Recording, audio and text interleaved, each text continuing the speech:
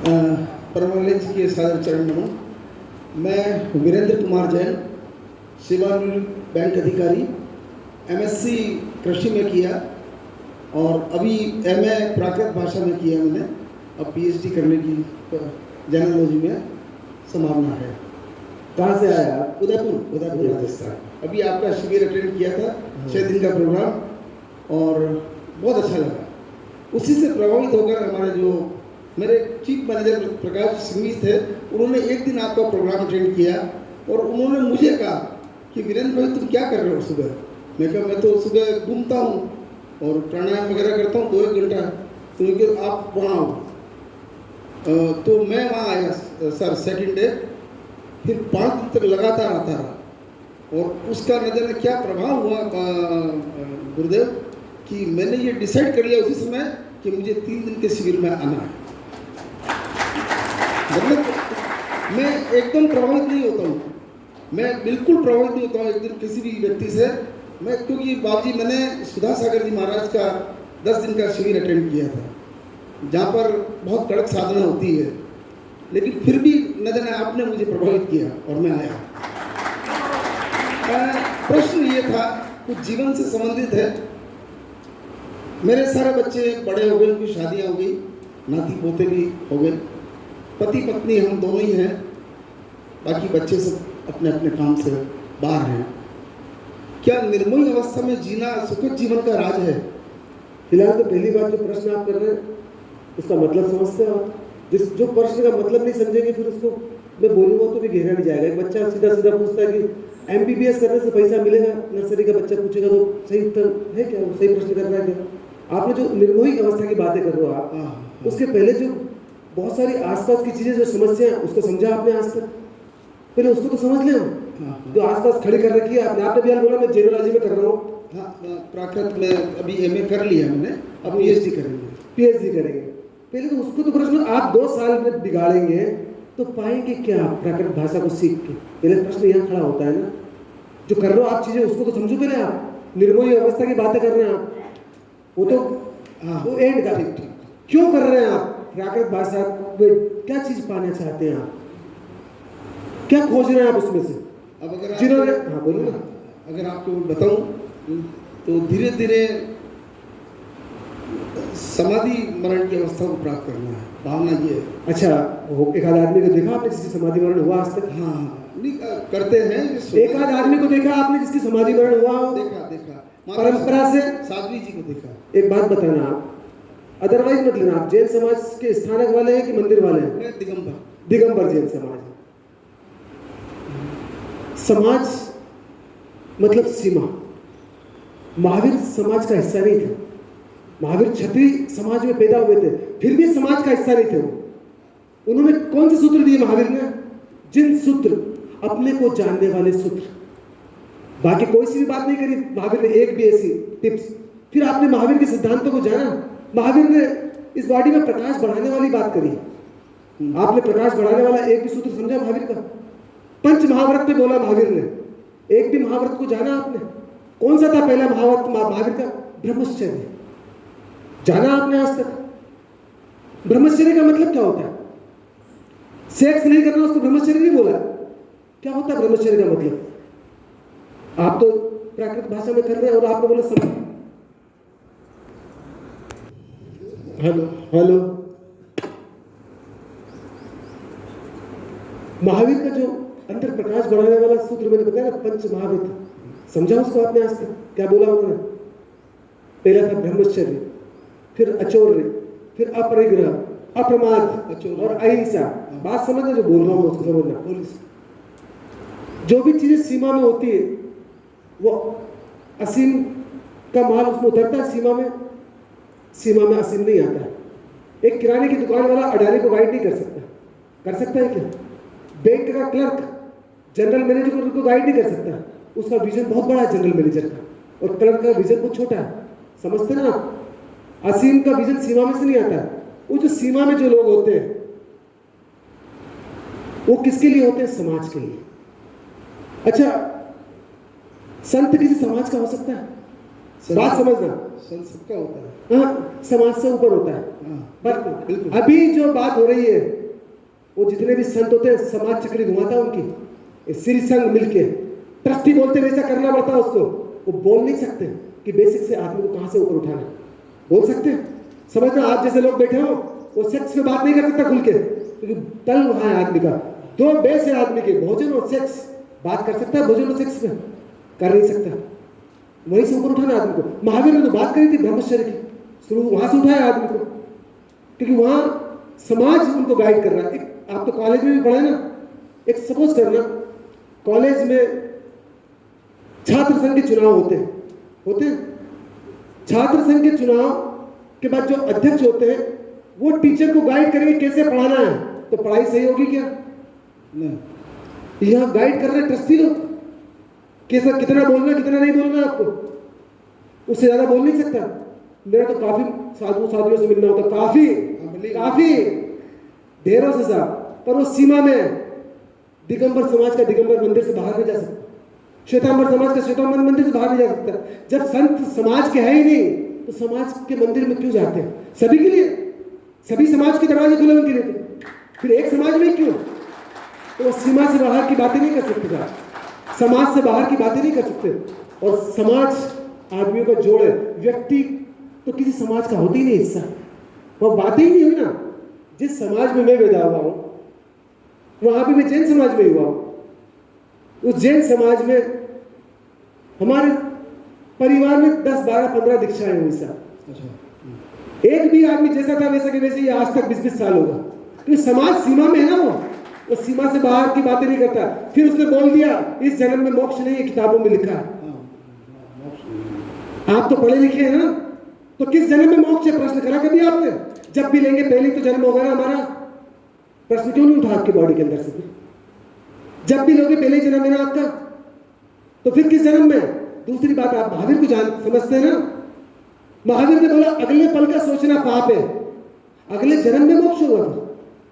जब अगले पल सोचने को उन्होंने हिंसा बोला है, तो हम तो अगले जन्म की सोच रहे हैं। इतना गहराई से कभी प्रश्न खड़ा करा आपने? मैंने तो इतने प्रश्न किए, मेरी जिंदगी का सवाल था, आपकी जिंदगी का सवाल नहीं है वहां पे। आप तो खाली बस टाइम पास करने जाते हैं, मेरे जिंदगी में टाइम पास करने के लिए नहीं गया था मैं। पूछता था, एक भी जवाब नहीं, किताब में लिखा है। मेरे को किताब से मतलब नहीं, आपके जीवन से मतलब है, आपके जीवन के आचरण से। वो अपनी मर्जी से एक टमाटर नहीं खा सकता, इतना बंधा हुआ आदमी। तो बंधा हुआ आदमी किसी के बंधन को मुक्त कैसे कर सकता है? मैं अगर पूरा बंधा हुआ हूं तो किसी को बंधन मुक्त कर सकता हूं? कर सकता हूं क्या? खुलापन होना चाहिए आपका। नहीं, खुलापन नहीं। देखो, 3 चीजें होती है, एक तो परतंत्रता, एक स्वतंत्रता और एक स्वच्छंदता। मैं स्वच्छंदता की बात नहीं कर रहा हूं, स्वतंत्रता की बात कर रहा हूं। यूनिवर्सल नियम की बात करी महावीर ने। स्वच्छंद का मतलब खुलापन नहीं, खुलापन नहीं, चाय जब खा लो, चाय जैसे खा लो, उसकी बात नहीं करी महावीर ने। पर स्वतंत्रता तो अपनी है ना, क्या खाना क्या नहीं खाना। दूध भी पीते थे हम, जब तो महावीर ने इंकार किया, फिर कभी सोचा नहीं उस तरफ आपने? कैसे जीवन में प्रकाश पैदा होगा? समाधि की बात जो आप कर रहे हो, समझ पूरा जीवन प्रकाशित, वो कहां से पता चल जाएगी आपको? यह सिस्टमेटिक तरीके से मेरे को आगे लेके जाना पड़ रहा है। समाधि की तरफ जाने के लिए पहला चरण कौन सा है पता है आपको? महावीर ने बोला उसको, तो कौन सा?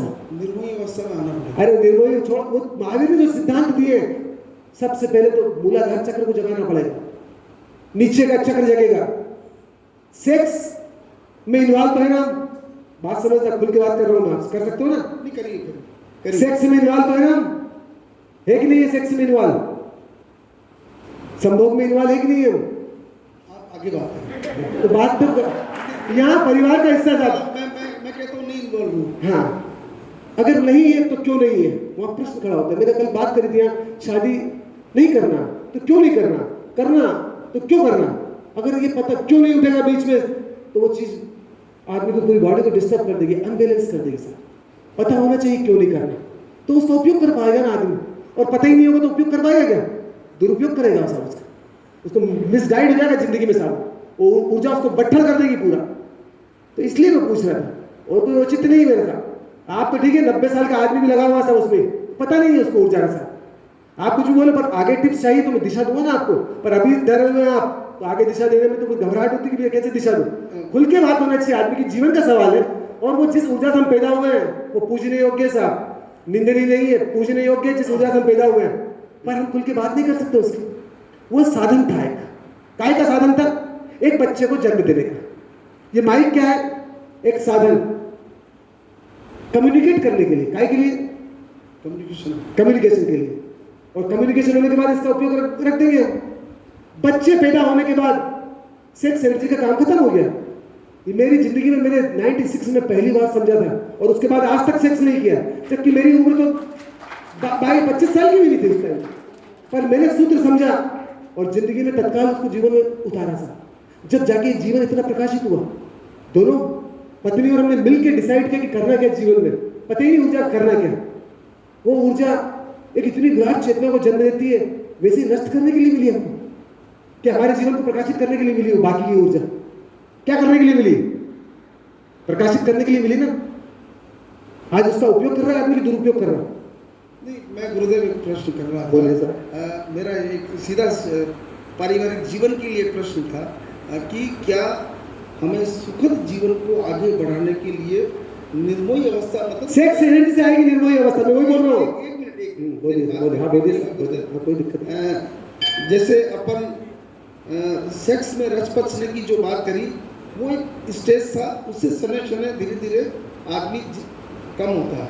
गलतफहमी है आपको, हो ही नहीं सकता, मन में उतनी भरा हुआ है, आर्गन कम करते हैं। एक आदमी भुट्टे नहीं खाता 60 साल 65 साल में, दांत काम नहीं कर रहे हैं अंदर। माना नहीं होता, माना आपकी बात मैंने मानी, नहीं होता। क्या एक सुखद जीवन को आगे बढ़ाने की, जैसे मेरी 63 साल की उम्र है, अब हमें आगे कब तक होगा पता नहीं, लेकिन उसको आगे चलाने के लिए क्या, जैसे मैं मेरे बच्चों से कभी टेलीफोन पे बात नहीं करता हूँ, क्योंकि धीरे धीरे मैं जो बात बता रहा हूँ, मैं बात आपसे बता मैं क्लेरिफिकेशन चाह रहा था आपसे, क्या मैं ठीक करता नहीं करता, ये अंतर बात की बातें हैं। मैं मेरे जीवन साथी से भी जितना जरूरत होता है उतनी बात करता हूँ, नहीं होता है तो तोल मोल की बात करता हूँ। क्या ये जो निर्मोही अवस्था धीरे धीरे अपन ले रहे हैं कि वहाँ से मोह, ये निर्मोही नहीं है साहब, मेरी तो भागना है, जागना नहीं है। मैं जागने की बात कर रहा हूँ। एक आदमी विपश्यना में चले जाता 10 दिन तक मौन है, वो मौन थोपा हुआ सब ऊपर से। समझ पैदा हो जाएगी तो 24 घंटे मौन है। जब समझ पैदा हो जाएगी तो सबके बीच में निर्मोही अवस्था रहेगी साहब। बच्चे हो, बेटे हो, पत्नी हो, पति हो, पूरी परिवार हो, पूरा संसार हो, कोई मोह नहीं है किसी से भी। वो समझ प्रकाश का खेल है बॉडी के अंदर। मैं वही तो बोल रहा हूँ आपको, वो जो मूलाधार चक्र जगेगा सेक्स एनर्जी से, 90 साल का आदमी भी जगा सकता है। सेक्स एनर्जी को बाहर के आर्गन से मतलब नहीं है, इंटरनल आर्गन से मतलब है। वो टेक्निक की बात कर रहा हूं मैं कि इंटरनल वो ऊर्जा अब प्रकाशित कैसे करें पूरे जीवन को। अगर वो इच्छा हो आगे तो हम बात करेंगे, कोई दिक्कत नहीं। निर्मोही अवस्था जो महावीर के अंतर तप है 6, वो लेके आते हैं। 6 बाह्य तप है, 6 इंटरनल तप है। बाह्य तप में अनशन, पेट को, आंतों को साफ करो, आप मल भरा हुआ साफ करो। फिर अनोदरी, जब आंतें पूरी साफ हो जाएगी तो भूख से थोड़ी रोटी कम खाना। फिर वृत्ति संक्षेप, अपनी वृत्तियां दौड़ रही है उनको समझो, क्योंकि पेट में बहुत बड़ा काम चल रहा है। फिर रस परित्याग, जिस रस की डिमांड बॉडी को नहीं है उसको डालना नहीं है बॉडी के अंदर। फिर काया क्लेश, काया बहुत तकलीफ में, इससे तकलीफ मत देना, बहुत क्लेश है काया के पास। वैसे ही हड्डी मांस मज्जा खून बनाना, ये बनाना, बहुत बड़ी फैक्ट्री चल रही है। तकलीफ देंगे तो फैक्ट्री में बाधा आएगी ना। फिर संलीनता, अब वो जो पूरा माल इकट्ठा किया है, संलीनता मतलब उसने अब वीर्य बना लिया बॉडी ने, सेक्स एनर्जी बना ली है, अब उसको इंटरनल उपयोग करना है। वो जो माल इकट्ठा हुआ, पहला अंदर जब चलेगा तो प्रायश्चित, पहला इंटरनल, तब प्रायश्चित का मतलब समझते हैं आप क्या? कोई मान लो गुनाह किया तो उसका पनिशमेंट लेना अपना अपना। प्रायश्चित का मतलब वो नहीं, प्रायश्चित का मतलब होता है किसी को मैंने गाली दी तो सॉरी नहीं बोलना, सॉरी नहीं बोलना तो समझना उसको क्यों नहीं बोलना। सॉरी बोलेंगे तो दोबारा गाली तैयार हो जाएगी, फिर मैं दोबारा गाली दूंगा उसको 6 महीने के बाद। इसलिए महावीर ने बोला कि दोबारा इस बॉडी से गाली ना निकले। समझ रहे कि नहीं? उसको बोलते प्रायश्चित। तो बॉडी में वो अंदर की पहला चक्र जगता है जिसको बोलता हूँ मूलाधार। मूलाधार चक्र जगेगा तो प्रायश्चित घटेगा आपकी बॉडी के अंदर। अब आपकी सब इंद्रियों को पूरा ध्यान है आपको, आंखें गलत नहीं देख रही है, कान गलत नहीं सुन रहे हैं, नाक से गंध गलत नहीं जा रही है, मुंह से शब्द गलत नहीं जा रहे हैं, और पैरों से ठोकर नहीं लग रही किसी को भी। मेरे द्वारा किसी को नुकसान नहीं पहुंच रहा है, उसको बोलते हैं प्रायश्चित। जब प्रायश्चित पूरा डेवलप हो जाता है तो दूसरा चक्र स्वादिष्ठान जगता है बॉडी में, उससे बॉडी में विनय पैदा होता है। जो आदमी किसी को नुकसान नहीं पहुंचाता है वो क्या हो जाता है? विनयवान। जब विनय का चक्र पूरा डेवलप होता है तो तीसरा चक्र डेवलप होता है।